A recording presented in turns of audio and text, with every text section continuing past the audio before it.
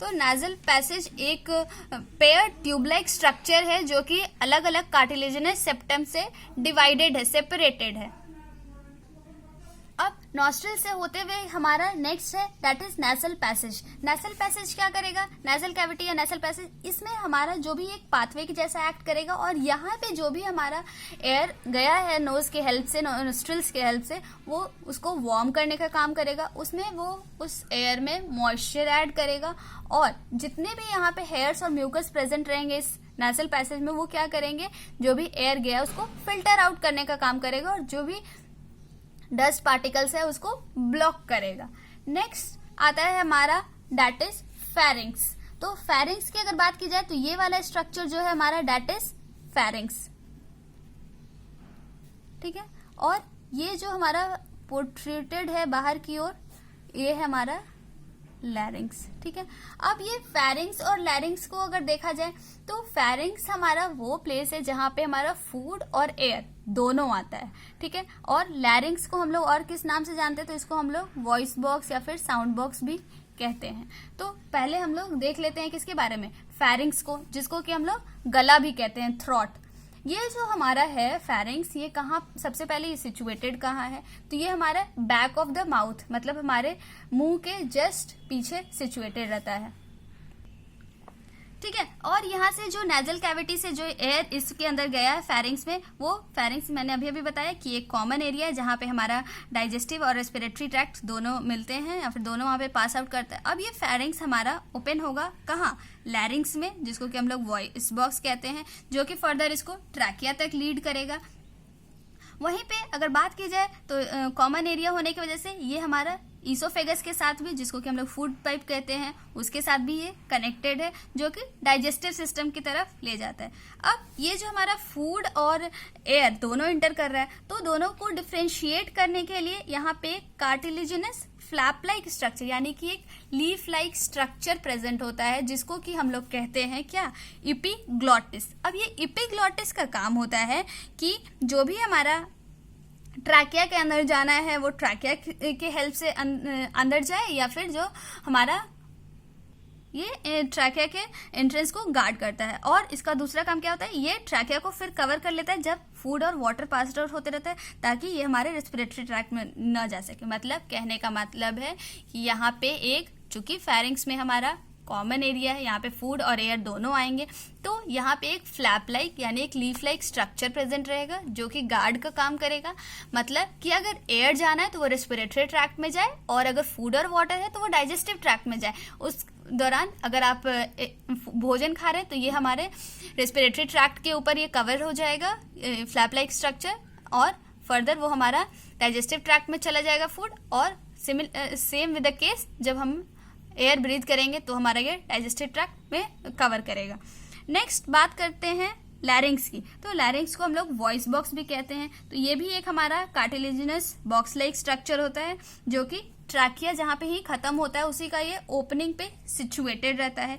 ये अंदर से हॉलो की तरह स्ट्रक्चर होता है, और इसमें हमारे लैरिंग्स में वोकल कॉर्ड्स प्रेजेंट होते हैं जो कि फर्दर वाइब्रेट करते हैं और साउंड का प्रोडक्शन करते हैं, जो भी हम लोग बोलते हैं उस दौरान, ठीक है। नेक्स्ट एक स्ट्रक्चर की अगर बात की जाए, ये हमारा फेरिंग्स हो गया, लैरिंग्स हो गया। उसके बाद अगर बात की जाए तो this region is called as trachea और विंड पाइप, ठीक है। इसको हम लोग क्या कहेंगे, ट्रैकिया। और इसी ट्रैकिया को हम लोग और किस नाम से जानते हैं, विंड पाइप। और यहीं पे हमारा फूड पाइप, दोनों कैसे सिचुएटेड होता है, तो दोनों बैक टू बैक इस तरीके से रहता है। इस तरफ हमारा विंड पाइप और इस तरफ फूड पाइप हमारा प्रेजेंट रहता है। तो अब ये जो हमारा ट्रैकिया है, जो हमारा विंड पाइप है, ये एक ट्यूब लाइक स्ट्रक्चर है, सबसे पहली बात। दूसरी बात कि इसके बारे में कुछ कुछ इंपॉर्टेंट पॉइंट्स मैं यहाँ लिखवाते भी जाती हूँ साथ में। अब अगर बात करें ट्रैकिया की, तो ट्रैकिया के बारे में मैंने पहले ही बताया आपको कि विंड पाइप भी इसको कहते हैं। फर्दर ये अबाउट 11 सेंटीमीटर इन लेंथ हमारा होता है और about 2.5 centimetre in diameter. Further इसके बारे में जो इम्पोर्टेंट बात जानने लायक है वो है कि या इसमें रिंग ऑफ कार्टिलेजेस प्रेजेंट होते हैं। ये जो ट्रैकिया है इसमें रिंग ऑफ कार्टिलेजेस प्रेजेंट होता है। अब ये रिंग ऑफ कार्टिलेज क्या होता है, मतलब कि रिंग्स के फॉर्मेट में कार्टिलेजेस प्रेजेंट होते हैं। क्यों प्रेजेंट होते हैं, तो ये इसलिए प्रेजेंट होते हैं ताकि ये विंड पाइप को कोलैप्स करने से बचा सके, मतलब जो ये एयर पैसेज है वो हमारा कोलैप्स नहीं करे किसी भी सिचुएशन में, इसलिए ये यहाँ पे हमारा रिंग ऑफ कार्टिलेज प्रेजेंट होता है। इसलिए ये एक इम्पॉर्टेंट हमारा पॉइंट है जो कि ट्रैकिया के अंदर आता है और इसको आप लोग मेंशन कर लेंगे, दैट इज रिंग्स। फर्दर ये हमारा ट्रैकिया, अब यहां से जो हमारा ये ट्रैकिया है वो फर्दर स्प्लिट कर जाएगा दो, एक राइट साइड और एक लेफ्ट साइड, दो प्राइमरी, और इस पर्टिकुलर को स्ट्रक्चर को हम लोग क्या कहेंगे, ब्रोंकस। ब्रोंकस हमारा सिंगुलर हो जाएगा और ब्रोंकाई हमारा प्लूरल हो जाएगा, ठीक है।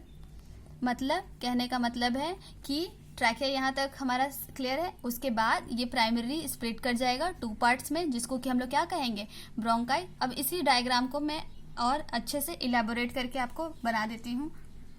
ये मैंने आपको समझाने के लिए यहाँ पे बना लिया। ये हमारा क्या था, ट्रैकिया, विंड पाइप जो हम लोग देखे थे, इसमें रिंग्स ऑफ कार्टिलेजेस हमारे प्रेजेंट है। उसके बाद ये ट्रैकिया हमारा फर्दर जब यहाँ पे आएगा तो ये बाइफर्केट हो जाएगा, डिवाइड हो जाएगा दो पार्ट में, और इस पार्ट को हम लोग क्या कहेंगे, इस पार्ट को हम लोग बोलेंगे ब्रोंकाई।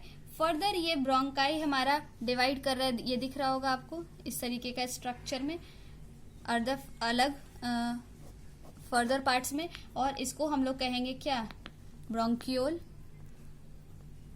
ठीक है। और इसी ब्रोंकियोल्स में हमारे ये आपको दिख रहे होंगे छोटे छोटे, इसको हम लोग कहेंगे एल्वियोली, ठीक है।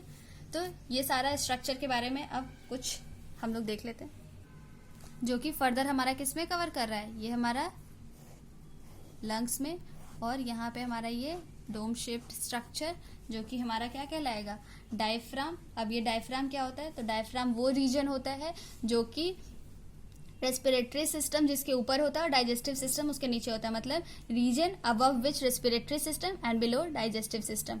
डाइजेस्टिव सिस्टम और रेस्पिरेटरी सिस्टम को अलग डिफरेंशिएट करने वाला रीजन ही हमारा क्या कहलाता है, डायफ्राम कहलाता है।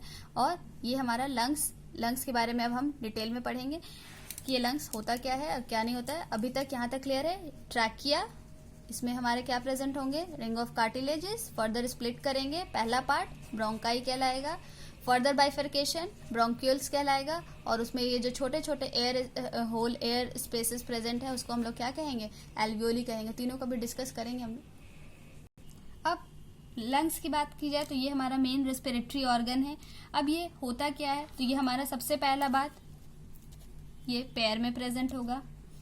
दूसरी बात, ये हाईली इलास्टिक होते हैं, हाईली इलास्टिक। नेक्स्ट, ये सारे फीचर्स लिख रही हूं मैं लंग्स के बारे में, हॉलो होंगे,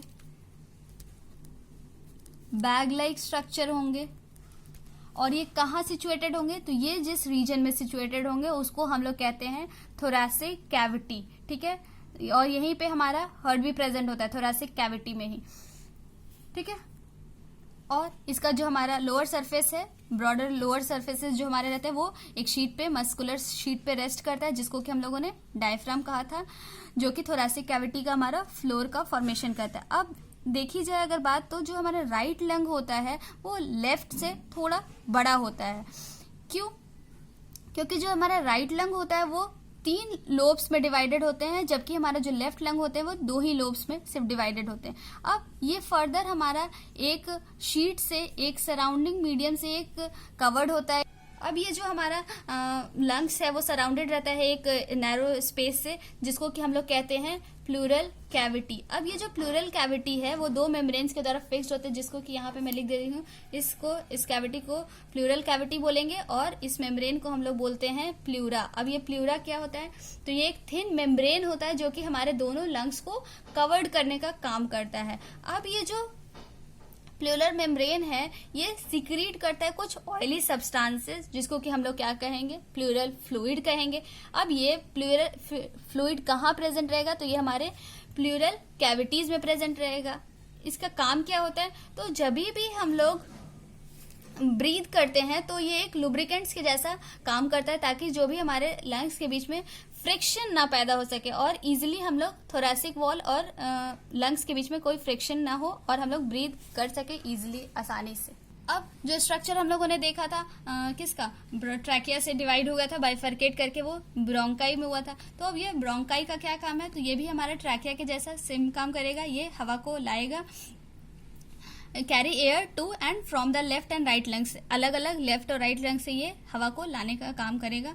उसके बाद हमारा नेक्स्ट आता है डेट इज ब्रोंक्यूल्स। तो ये ब्रोंक्यूल्स क्या करेगा, तो ये हमारे नैरो ट्री लाइक ब्रांचेस होते हैं किसके, ब्रोंकाई के, जिसका कि फंक्शन क्या होता है, ये गैसेस को डिफ्यूज करेगा किससे, एल्वियोली से। तो इम्पॉर्टेंट हमारा क्या हो जाएगा, एल्वियोली। अब ये एल्वियोली क्या करेगा, तो ये टाइनी एयर सैक्स होता है, मतलब छोटे छोटे एयर सैक्स होते हैं जो कि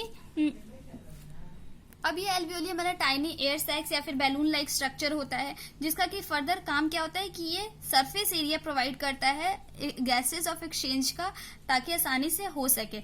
अब ये जो हमारा एल्वियोली का वॉल होता है वो एक बहुत ज्यादा मतलब एक्सटेंसिव नेटवर्क रहता है, इसमें ब्लड वेसल्स काफी ज्यादा रहते हैं, जिसकी वजह से कि क्या होता है कि इजिली ये क्लोज एसोसिएशन में हो जाते हैं कैपिलरीज के वजह साथ, जिसके वजह से कि ये लार्ज सरफेस एरिया प्रोवाइड करते हैं गैसियस एक्सचेंज के लिए। तकरीबन अगर देखा जाए तो एल्वियोली जो है वो हमारे मिलियंस इन नंबर्स में प्रेजेंट होते हैं, और अगर इनके सरफेस एरिया को कंबाइंड किया जाए सारे एल्वियोली को, तो ये अप्रॉक्स 80 स्क्वायर मीटर हमारा होते हैं। ये था कुछ हमारे जितने भी रेस्पिरेटरी ऑर्गन्स हैं सबका फंक्शन।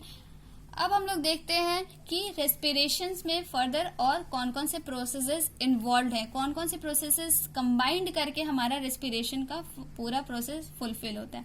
तो ह्यूमन बींग्स में या फिर बहुत सारे और भी जानवरों में जो भी प्रोसेस हमारा रेस्पिरेशन का, वो बेसिकली 4 प्रोसेस का इन्वॉल्वमेंट होता है उसमें। कौन कौन सा, तो नंबर 1 हमारा ब्रीदिंग, नंबर 2 हमारा गैसियस ट्रांसपोर्ट, नंबर 3 हमारा टिश्यू रेस्पिरेशन और नंबर 4 हमारा सेलुलर रेस्पिरेशन। ठीक है, तो अब ये चारों प्रोसेसेस में होता क्या है, तो बात की जाए अगर ब्रीदिंग की, तो ब्रीदिंग क्या है हमारा, ये 4 प्रोसेसेस हैं जो कि रेस्पिरेशन के अंदर इन्वॉल्व होते हैं। ये चारों प्रोसेसेस कंप्लीट होते हैं तब जाकर के हमारा रेस्पिरेशन कहीं ना कहीं खत्म होता है। सबसे पहले हमारा ब्रीदिंग की अगर बात करें तो ये हमारा एक मैकेनिकल प्रोसेस होता है, जिसमें कि ऑक्सीजन सिंपली हम लोग अंदर लेते हैं और कार्बन डाइऑक्साइड हम लोग बाहर गिव आउट करते हैं। दूसरा है हमारा गैसियस ट्रांसपोर्ट। गैसियस ट्रांसपोर्ट के केस में क्या होता है, तो इस दौरान हमारा जो ऑक्सीजन है वो एब्जॉर्ब किया जाता है किसके द्वारा, ब्लड के द्वारा। कहाँ पे, लंग्स में, और उसके बाद is carried by the haemoglobin. और ये जो हमारे ब्लड में हेमोग्लोबिन प्रेजेंट रहते हैं, क्योंकि हेमोग्लोबिन हमारा क्या है, एक रेस्पिरेटरी पिगमेंट है जो कि फर्दर काम करता है किसको, गैसियस एक्सचेंज में, और ये कंबाइंड हो जाता है और फॉर्मेशन करता है हमारा ऑक्सी हेमोग्लोबिन का, और यहाँ से बॉडी के सारे पार्ट्स में ये जाता है और फर्दर फिर कार्बन डाइऑक्साइड अलग अलग टिश्यूज से सारे लेकर के आता है हमारा लंग्स के पास। कौन सा, ब्लड, मतलब गैसियस ट्रांसपोर्ट में एल्वियोलस में हमारा ये गैसियस ट्रांसपोर्ट का फंक्शन होगा। एल्वियोलस का स्ट्रक्चर अभी हम और डिटेल में पढ़ेंगे थोड़ा सा, पहले अभी एक्सप्लेन बस कर दे रही हूँ। टिश्यू रेस्पिरेशन के केस में क्या होगा, तो टिश्यू रेस्पिरेशन के केस में जो हमारे ब्लड कैपिलरीज हैं वो क्या करेगा, तो वो हमारा काम करेगा ऑक्सीजन को डिलीवर करने का बॉडी के डिफरेंट सेल्स पे, जहाँ पे ऑक्सीजन इजिली डिफ्यूज हो सके उनके थिन वॉल्स के वजह से, और वहां से वो कार्बन डाइऑक्साइड को जो रिलीज हुआ है उसको पिक करने का काम करेगा।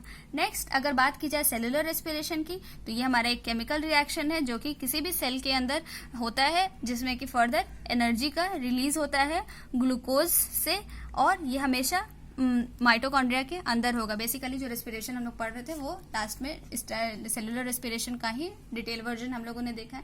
तो आइए अब हम देखते हैं एक एक करके इन 3-4 में से जो भी इम्पोर्टेंट है उसके इम्पोर्टेंट पॉइंट्स देख लेते हैं। तो सबसे पहले ब्रीदिंग हम लोग देखेंगे। ठीक है, अब ये ब्रीदिंग है क्या, सिंपली अगर ब्रीदिंग की बात की जाए तो इसमें जो भी हमारा एयर रहता है वो पास्ड इन और आउट होता है हमारे लंग्स से, कैसे? तो इनका अल्टरनेट एक्सपेंशन और कॉन्ट्रैक्शन, हमारा थोरेसिक कैविटी जब एक्सपैंड करता है और कॉन्ट्रैक्ट करता है जिससे कि हमारा एयर अंदर आता है और एयर बाहर जाता है, उसी को हम लोग ब्रीदिंग कहते हैं। अगर देखा जाए तो ये ब्रीदिंग हमारा फर्दर, इसमें 2 स्टेप्स इन्वॉल्व है। कौन कौन सा? तो एक इनहेलेशन और एक एक्सहेलेशन, ठीक है। अब इसी इनहेलेशन को हम लोग क्या कहते हैं? इंस्पिरेशन, और एक्सहेलेशन को हम लोग क्या कहते हैं? एक्सपीरेशन।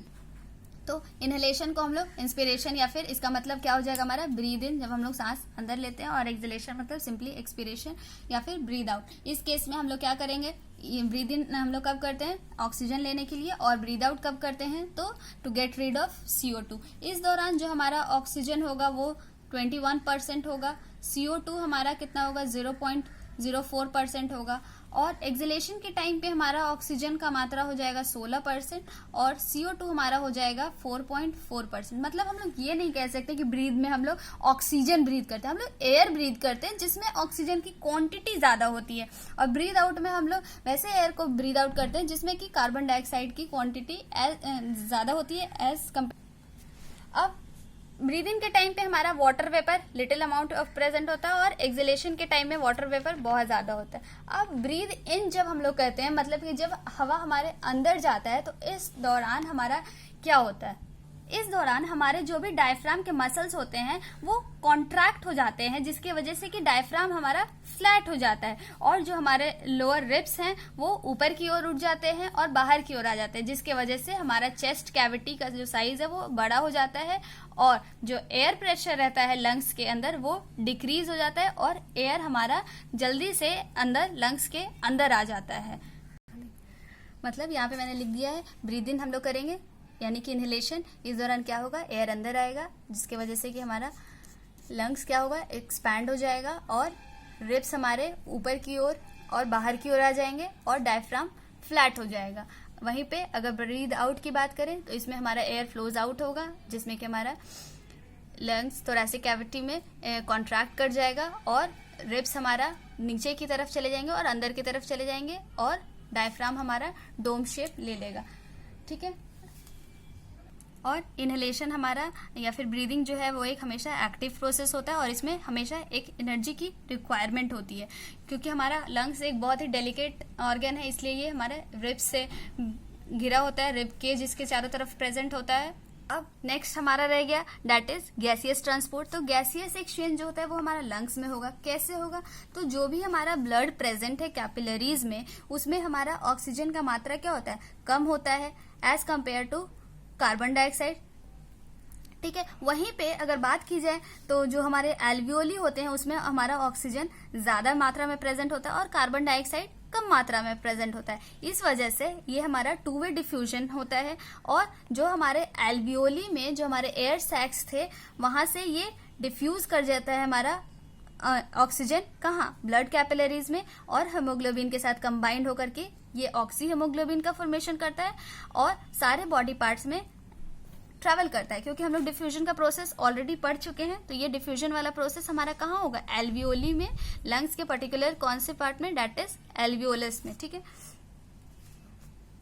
और नेक्स्ट है हमारा टिश्यू रेस्पिरेशन। तो अब ये टिश्यू रेस्पिरेशन क्या है? तो जैसे ही हमारा ब्लड ले लिया, वहां से ब्लड तक हमारा ऑक्सीजन चला गया, अब ये जो बॉडी के जो डिफरेंट टिश्यूज रहेंगे जहां पे हमारा कार्बन डाइऑक्साइड प्रोड्यूस होगा, अलग अलग मेटाबॉलिक एक्टिविटीज जब वो कर रहे होंगे तब ऑक्सीजन का उन लोग इस्तेमाल करेंगे, और कार्बन डाइऑक्साइड उन लोगों का वेस्ट मटेरियल के फॉर्म में प्रोड्यूस होगा।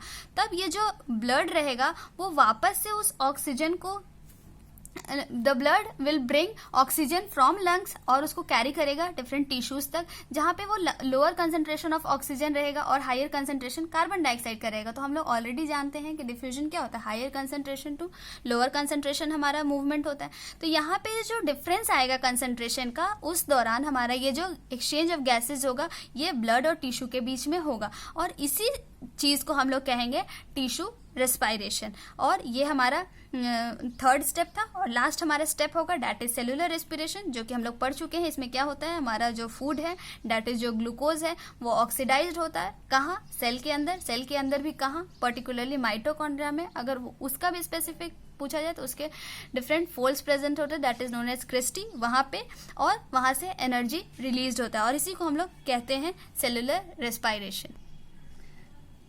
That's all for today. I know कि ये वीडियो थोड़ा लंबा चला गया, लेकिन इसमें मैंने इंटायर हमारा 3 टॉपिक मैंने एक ही वीडियो में कवर किया, इस वजह से ये वीडियो थोड़ा लंबा गया है। दैट इज हमारा बेसिक रेस्पिरेशन इन प्लांट और रेस्पिरेशन इन एनिमल। ये तीनों वीडियोस हमारा तीनों टॉपिक हमारे एक ही वीडियोस के अंदर रहे हैं, इसलिए आप लोग इसे ध्यान से अच्छे से पढ़िए, समझिए, अपना खुद के नोट्स बनाइए, और जहां भी आपको लगे कि कोई डाउट है, क्वेरी है, तो feel free to ask me your any comments और क्वेरी रिगार्डिंग दिस टॉपिक।